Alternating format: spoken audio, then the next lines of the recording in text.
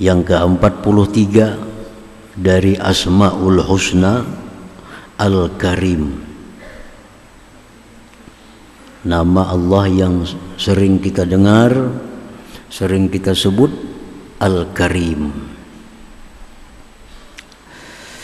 Qala al-Imam al-Ghazali rahimahullah, Al-Karim huwa alladhi idza qadara afa wa idza wa'ada wafa wa idza a'tazada ala muntaha ar-raja wa la yubali kam a'ta wa liman a'ta wa in rufi'at hajatun ila ghairihi la yarda wa idza jubi'a ataba wa mastaqsa wa la yudayyi'u man ladha bihi wal taja wa yughnihi 'anil wasaili wasyufa'a.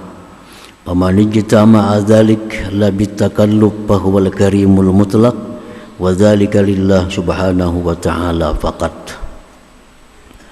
Al-Karim artinya menurut Imam Al-Ghazali rahimahullah, dialah yang memaafkan orang-orang yang berbuat salah kepadanya, padahal dia mampu untuk menindaknya. Dan bila mana dia berjanji, dia tepati janjinya. Bila memberi, melebihi atas yang diharapkan. Dan dia tidak peduli berapa banyak yang dia berikan, dan tidak peduli kepada siapa dia memberi. Dan jika dilapurkan hajat kepada selain dia, dia tidak senang, dia marah. Dan apabila dijauhi, dia mencela. Dan dia tidak menyia-nyiakan orang yang bersandar kepadanya, yang menyerah kepadanya. Dan dia terkaya daripada perantara dan penolong. Maka yang terhimpun yang demikian itu semua disebut Al-Karim, dan itu hanya adalah Allah subhanahu wa ta'ala. Nah, jadi Karim ini panjang maknanya, panjang artinya. Biasa kita singkat Al-Karim itu dengan yang maha mulia, bisa pula dengan maha pemurah. Al-Karim. Ijtama'a fil Karim sab'atu ma'anin, terhimpun dalam Al-Karim 7 makna. Secara ringkas saja kita bisa mengartikan Karim maha mulia atau maha pemurah. Padahal lebih daripada itu. Kalau kita rinci, Al-Karim itu di dalamnya ada 7 makna, 7 arti. Al-awwalu, yang pertama, arti Al-Karim idza qadara afa, artinya yang memaafkan, padahal mampu untuk menindak langsung dengan selalu memberi tempo kepada ahli maksiat untuk bertobat. Salah satu makna Al-Karim dari 7 makna, dia selalu memaafkan orang yang berbuat maksiat, dalam arti selalu memberi waktu untuk bertobat. Orang berdusta haram, tapi kada langsung ditindak. Kalau misalnya orang berdusta jadi bisu, padahal bisa dihukum oleh Allah karena dia berdusta, mulutnya jadi busuk. Tapi kada. Nah, orang berdusta diberi tempo oleh Allah, kada diapa-apai sampai kini waktunya dia bertobat kepada Allah. Orang yang melihat yang haram mestinya langsung sakit mata. Melihat yang haram langsung mata sakit. Tapi Allah kada demikian. Orang yang melihat yang haram diberi timpu oleh Allah, diberi timpu agar bisa tobat, bisa minta ampun kepada Allah. Orang yang melangkah kaki kepada yang haram mestinya langsung lumpuh, langsung lumpuh. Tapi Allah dengan namanya Al-Karim, Allah beri timpu dulu. Sampai kapan Allah memberi timpu? Nah, sampai roh di tenggorokan kita. Iza balagatil hulkum, sampai roh ini di tenggorokan, hanyar habis timpunya. Kadakawa lagi minta ampun kepada Allah, kadakawa lagi bertobat kepada Allah. Kenapa? Karena bila roh di tenggorokan itu dia sudah melihat Israel, sudah melihat tempat yang bakal ditempatinya, surga atau neraka. Makanya orang tobat di situ kada diterima lagi tobatnya. Jadi selama roh belum di tenggorokan, sebesar apapun dosa kita, seberat apapun pelanggaran kita, kalau kita mau minta ampun kepada Allah, Allah ampuni, Allah maafi. Nah, ini Al-Karim. Nah, jadi satu, dalam Al-Karim itu dia selalu memberi tempo kepada kita untuk kembali, untuk tobat kepadanya. Asani, yang kedua, makna yang terkandung dalam Al-Karim, wa idza wa'ada wafa. Apabila dia berjanji, pasti dia tepati janjinya.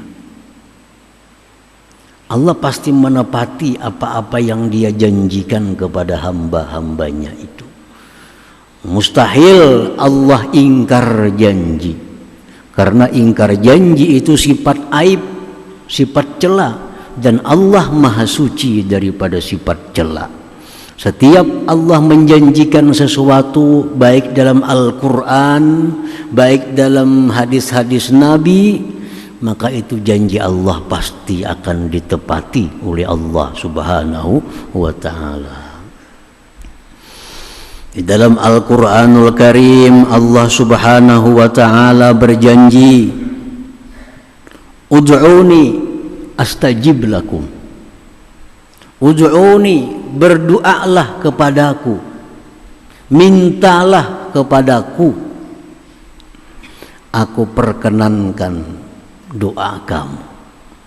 Aku perkenankan doa kamu, artinya aku beri permintaan kamu. Nah, itu janji daripada Allah Subhanahu wa ta'ala. Apabila kita berdoa kepada Allah, Allah pasti akan mengabulkan doa kita itu. Tetapi hanya sampai di situ. Berdoalah kepadaku, aku kabulkan. Allah kadang menjanjikan tempo. Allah kadang menjanjikan segera. Adalah hadisnya, adalah Qur'annya. Bila berdoa segera, kok kada ada segeraan itu. Nah, begitu kita berdoa, Allah berjanji mengabulkan doa kita, mengijabah doa kita, memperhatikan doa kita. Tetapi Allah kadang menjanjikan segera mengabulkan.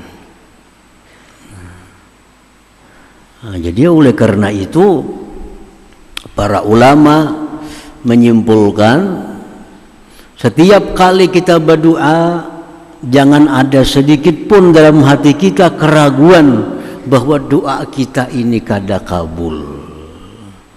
Waduh, aku ini kada kabul nih, itu buruk sangka kepada Allah. Doa kita tuh kabul, doa kita diterima oleh Allah, didengar oleh Allah. Nah, cuma ada beberapa macam cara Allah mengabulkan doa kita itu.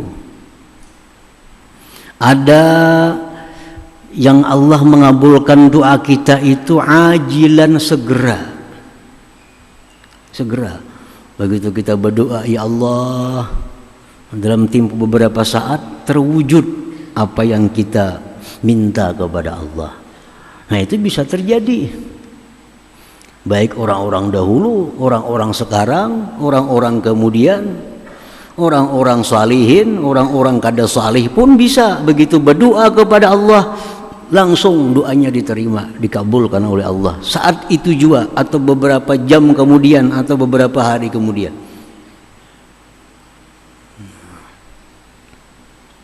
Nah, itu cara Allah mengabulkan doa kita secara langsung, ajilah. Kemudian lagi ada juga cara Allah mengabulkan doa kita itu ajilah, betimpu. Nah, betimpu. Kada hari ini dikabulkan Allah, kada minggu ini dikabulkan Allah, kada tahun ini dikabulkan, tapi tahun depan. Tahun depan. Nabi Zakaria alaihi salam berdoa kepada Allah. Ini Nabi Zakaria.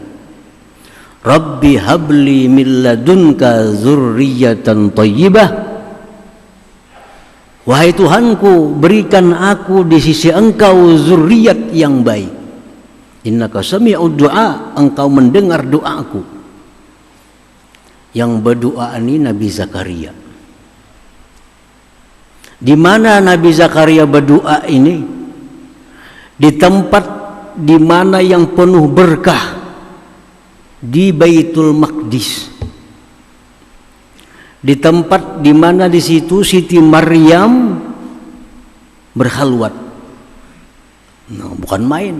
Tempatnya Nabi Zakaria berdoa ini di tempat yang sangat bagus, di mana Siti Maryam di situ berhalwat, dapat kiriman dari Allah makanan setiap hari. Nah, di situ Nabi Zakaria memilih tempatnya untuk berdoa kepada Allah agar diberi Allah zuriat yang thayyibah, yang bagus. Allah kabulkan doa Nabi Zakaria. Tetapi 40 tahun kemudian, 40 tahun hanya hamil bini Nabi Zakaria.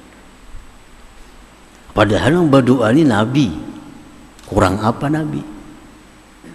Di tempat Baitul Maqdis, di tempat khalwatnya Siti Maryam, yang berdoa Nabi memakai Ismul A'zam, dikabulkan oleh Allah, tapi 40 tahun kemudian.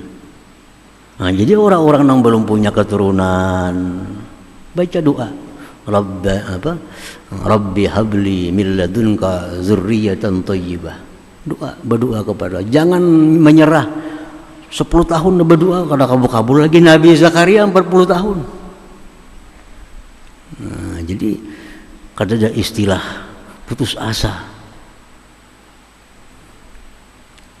Dalam sebuah hadis disebutkan intizarul faraj ibadah. Menunggu kelapangan itu ibadah. Kita ini kada bisa anak nih berdoa, ya Allah berikan aku anak yang salih, berikan aku zuriat yang salih, berdoa. Nah, esok berdoa pulang. Kita menunggu sampai saatnya itu ibadah. Menunggunya itu ibadah. Kita banyak bisi hutang, ya Allah hamba banyak bisi hutang, lunasi akan hutang hamba ya Allah. Kita tunggu apabila kalau lunasnya hutang nih. Menunggu itu pahala. Menunggu itu ibadah. Intizarul faraji ibadah. Nah, jadi jangan ragu-ragu bila kita berdoa, doa kita kabul. Masalahnya lagi tinggal apabila kabulnya, itu aja. Dan jangan digasak. Allah kata-kata mun digasak. Jangan digasak. Termasuk mencacatkan, mencederai doa bila kita berdoa itu sambil minta segerakan. Nah, minta segerakan. Jadi cara Allah mengabulkan doa kita bisa segera, bisa Betimpu. Karena Allah kadang menjanjikan segera itu kadada. Allah janjikan cuma aku kabulkan. Nah, aku kabulkan.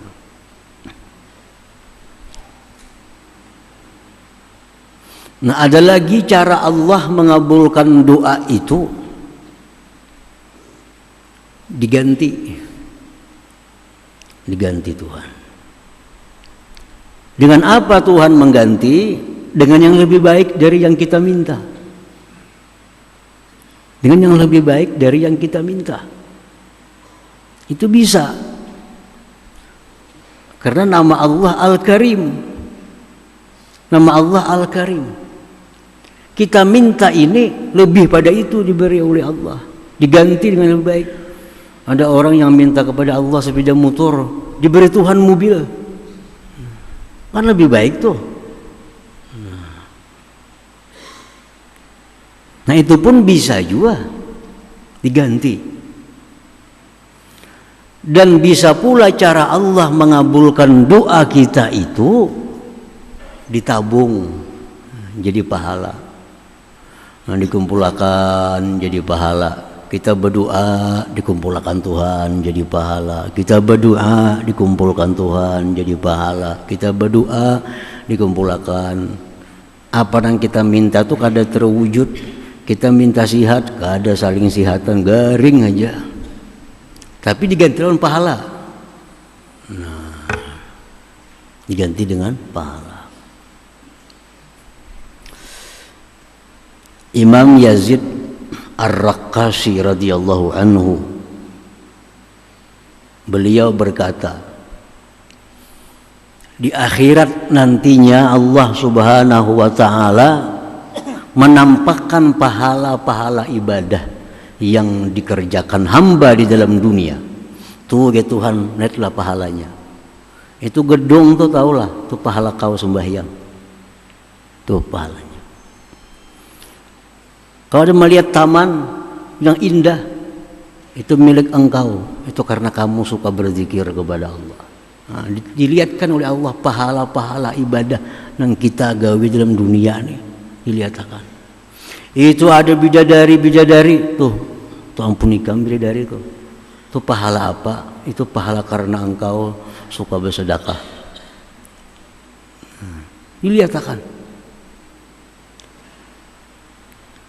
Dan diperlihatkan pula kepada hamba itu gedung yang paling besar itu punikam. Dalamnya lengkap, segala macam fasilitas ada dalam gedung yang tinggi, yang megah. Itu ya Tuhan milik engkau. Itu pahala apa ya Allah? Dia si hamba nih. Pahala apa? Kalau tadi taman, pahala puasa. Gedung itu pahala sembahyang. Bidadari pahalanya sedekah. Gedung yang besar itu pahala apa ya Allah? Itu pahala yang rancak yang berdoa kada kabul, yaitu gantiannya. Jika merancak berdoa kada kabul, iya itu jadinya. Nah maka di saat itu si hamba ini bercita-cita, jika kada kabul doaku semua dalam dunia dulu, melihat nangka itu gantiannya. Nah, memilih kada kabul. Jika kada kabul dalam dunia, banyak bisa gedung-gedung nang megah itu. Nah jadi cara Allah mengabulkan doa macam-macam. Yang penting setiap kali Allah berjanji bila kau berdoa, aku kabulkan, itu pasti. Jangan ragu-ragu. Jadi berdoa itu kada ada sia-sianya. Bisa yang kita minta ada terwujud. Bisa saat ini, bisa kainnya, bisa akan datang. Bisa di akhirat digantikan dengan yang sangat besar, yang lebih daripada yang kita minta itu. Nah para muhibbin rahimakumullah. Nah jadi yang kedua, dalam Al-Karim itu Allah bila berjanji dia pasti menepati janjinya. Asalis yang ketiga, wa idza a'ta zada ala muntahar raja wa la yubali kam a'ta wa liman a'ta. Yang ketiga, makna dalam Al-Karim bila Allah itu memberi melebihi atas yang diharapkan kita, dan dia tidak peduli berapa banyak yang ia beri, dan dia tidak peduli kepada siapa dia memberi. Allah memberikan makanan, memberikan rezeki, memberikan dunia. Allah kada peduli ini orang kafir, ini orang maksiat, ini orang ahli ibadah, ini orang ahli zikir, kada peduli. Siapapun diberi Allah. Siapapun diberi Allah. Nah, ini makna Al-Karim juga. Al-Karim. Ada orang beragama kada Islam, kada bertauhid. Satu hari orang tua umur 70 tahun lebih ini kada makan, kada ada yang dimakan, kelaparan. Biasa lancar aja makan rezeki murah. Kenapa sampai umur 70 tahun lebih ada satu hari kelaparan? Datang kepada Nabi Ibrahim alaihissalam. Nabi Ibrahim tahu ini orang kada mau umpat aku nih, ini orang kada mau masuk Islam, ini orang kada mau mengesahkan Allah, ini orang yang berhala. Situ baranta ini kelaparan suatu hari. Datang kepada Nabi Ibrahim, wahai Ibrahim, minta makan, aku kelaparan hari ini. Ibrahim, aku mau memberikan makanan asal kamu masuk Islam dulu. Asal kamu ampi nyembah berhala, asal kamu ampi menyembah patung-patung, kamu mengesahkan Allah sebagai Tuhan, ku beri makani. Jangan Tuhan kada, enggak itu ku kada. Sampai syarat enggak itu memberi makani kok udah hendak itu. Bulik nang Tuhan tadi. Ibrahim selesai karena kada mau berislam yang kada usah diberi makan nih. Nabi Ibrahim ditegur oleh Allah Subhanahu wa taala. Ditegur oleh Allah. Ujar Tuhan, hai Ibrahim, 70 tahun dia kafir kepada aku, tiap hari selalu ku beri nikmat, selalu dia ku beri makanan. Cuma hanya hari ini hanya kada ku beri nikmat. Ikam sekali seumur hidupnya minta makanan, kenapa syarat masuk Islam itu? Ditegur oleh Allah. Akhirnya Ibrahim cari orang tersebut kemana-mana mencari, akhirnya dikasih makanan orang itu Nabi Ibrahim alaihissalam. Artinya Allah subhanahu wa ta'ala itu dengan namanya Al-Karim kada peduli siapa diberinya, baik ini orang yang menyembahinya, baik ini kada menyembah, baik ini mengesahkan, menyekutukan, selalu diberi oleh Allah subhanahu wa ta'ala. Jadi kalau urusan makanan, urusan minuman, kita kada pandang agama. Ada orang kelaparan, walaupun agamanya kada Islam, tetap dibantu. Mencontoh akhlak Allah subhanahu wa ta'ala. Berakhlak dengan akhlak Al-Karim artinya. Orang kelaparan, usah payah, minta makanan, kem agama apa, kada usah ditakunin itu. Nah, beri makan. Apalagi orang Islam. Orang agama lain kalau sudah saat kelaparan itu kita beri makanannya. Nah, para muhibbin rahimakumullah. Jadi yang ketiga, Allah memberi rezekinya kepada siapapun dan kada peduli berapa banyak dia beri, kada peduli siapa yang dia beri itu. Ar-rabi'u yang keempat, wa in rufi'at hajatun ila ghairihi la yarda, apabila dilaporkan hajat kepada selain Allah dia tidak suka. Kalau kita ini dapat sesuatu musibah, baik harta, baik musibah diri, baik sakit, kita mengadu kepada selain Allah, Allah kada suka. Allah tuh sukanya kita mengadu kepadanya. Ya Allah, hamba sakit perut ya Allah. Nah, itu mengadu kepada Allah.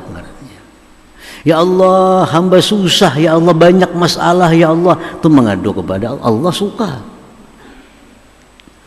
Nah, setiap kali masalah yang terjadi pada diri kita, yang pertama kita laporkan kepada Allah subhanahu wa ta'ala. Jangan mengadu kepada orang lain. Bila kita mengadu kepada orang lain, nah, la yarda, Allah kada suka itu, kada suka. Jadi para ulama membahas masalah kita mengadu kepada selain Allah nih. Ada 3 hukumnya. Pertama, boleh kita mengadu kepada selain Allah dengan 2 syarat. 1, orang yang kita aduakan ini, yang kita lapori ini bisa menghilangkan kesusahan kita, bisa menghilangkan kemudaratan kita, dan i'tikad dalam hati bahwa ini adalah sebab dari sekalian banyak sebab, yang memberi sebab Allah Subhanahu wa ta'ala. Contohnya kita sakit, kita datang ke dokter, dokter sakit sebelah sini lah, sakit ini, kita mengadu tuh, mengadu. Tapi yang kita mengadu kepada dokter memang orang yang punya ilmu untuk bisa menyembuhkan itu. Nah, sakit ini dokter, sakit ini, sakit itu.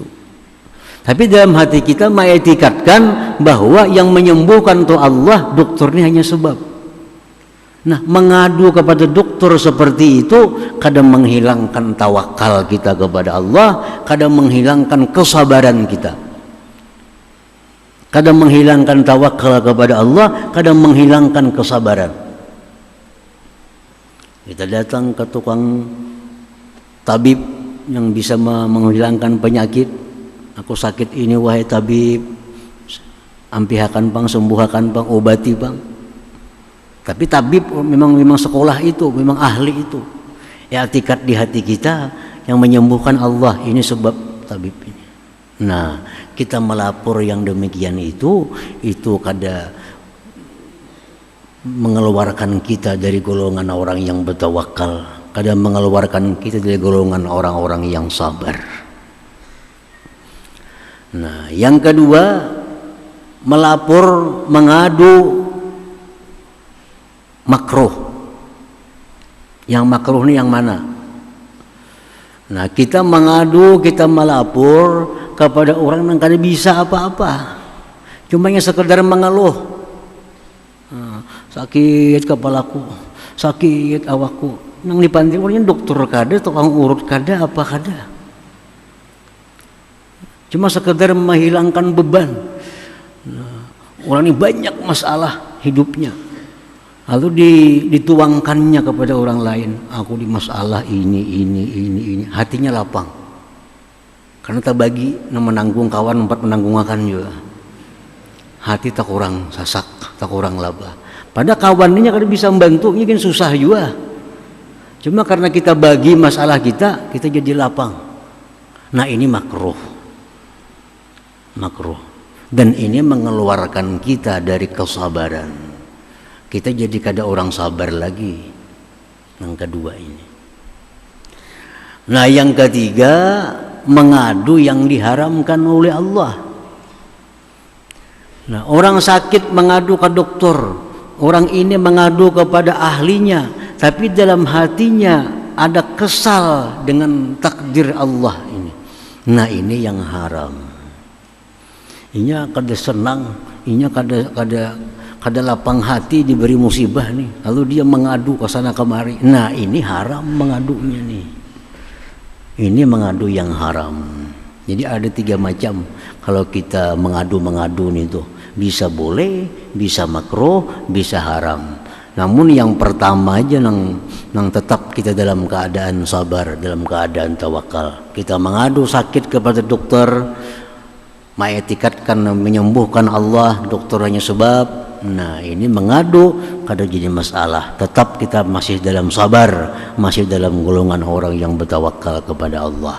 Nah, datang kita garing, datang kawan kita, aku sakit kepala, kawan kada bisa mengobati juga. Nah, ini mengeluh yang makruh, dan ini menghilangkan pahala kesabaran daripada kita. Kalau ada kita mengeluh sambil kesal dengan musibah ini, nah ini mengeluh yang haram, mengadu yang haram. Allah Subhanahu wa ta'ala dengan namanya Al-Karim, bila kita mengadu kepadanya, dia suka, dia senang. Kita mengadu. Makin banyak kita mengadu kepada Allah, Allah makin suka, Allah makin senang. Nah, itu makna daripada Al-Karim juga.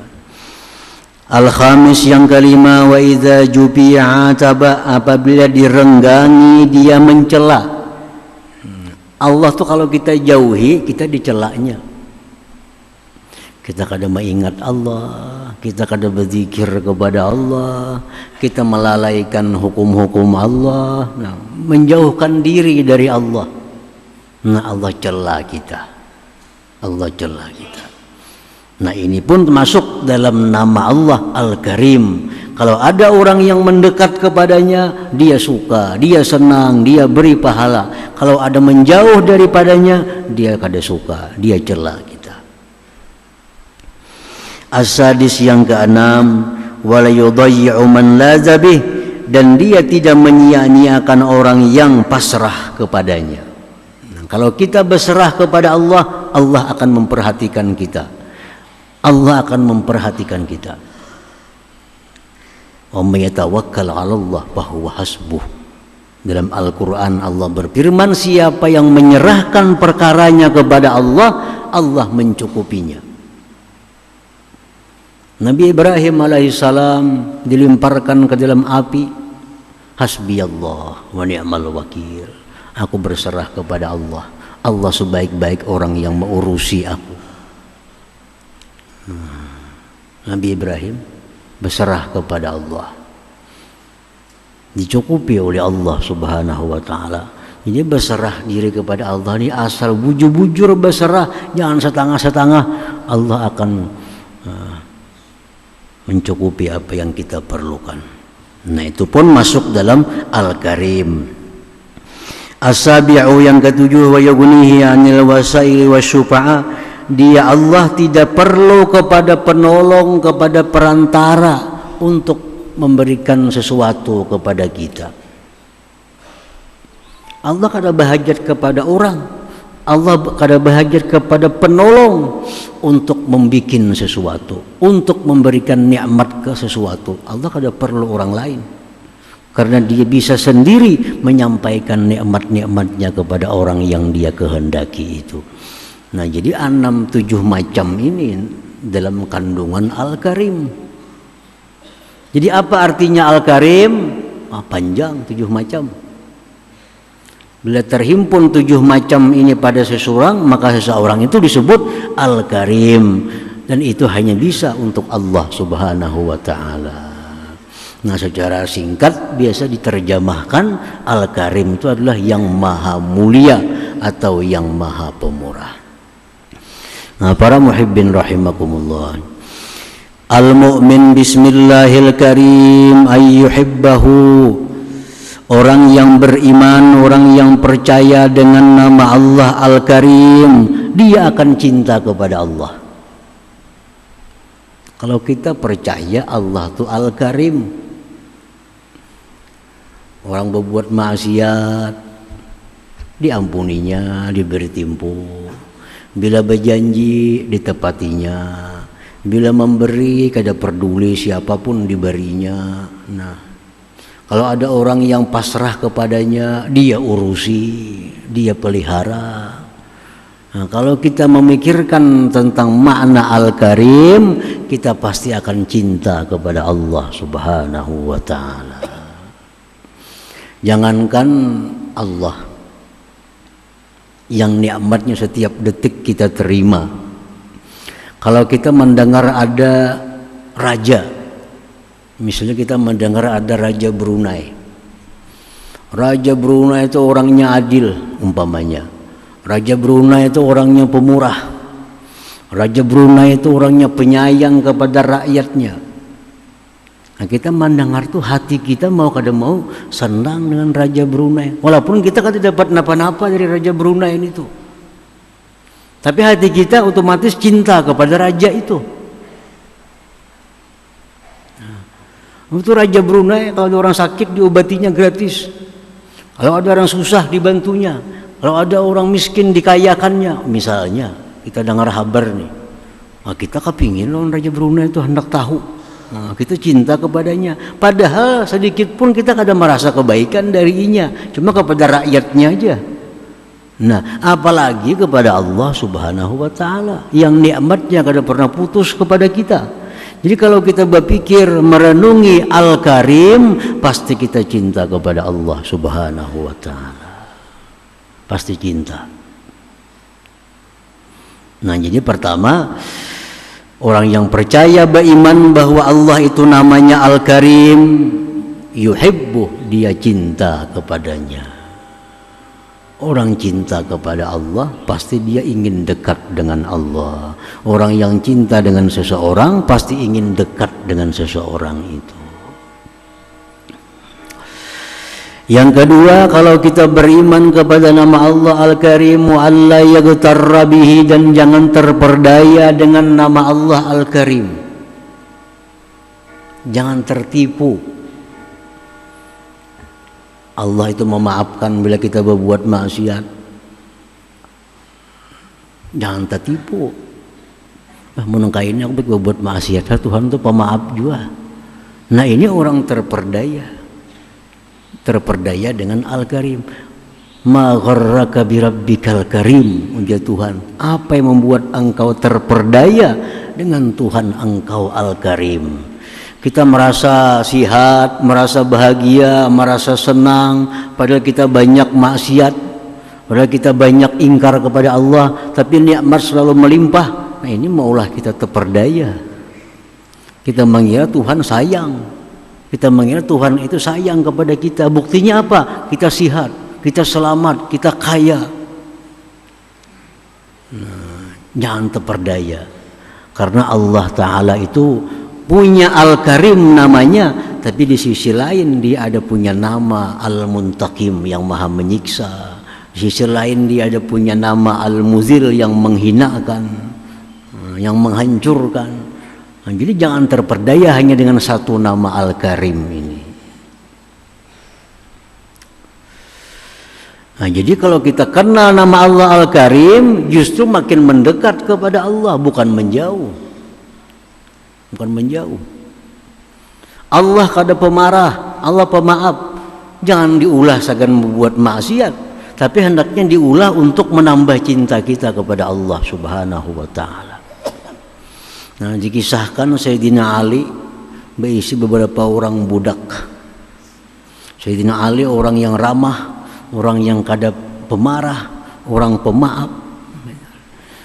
Ada berisi budak, beberapa ikung budak.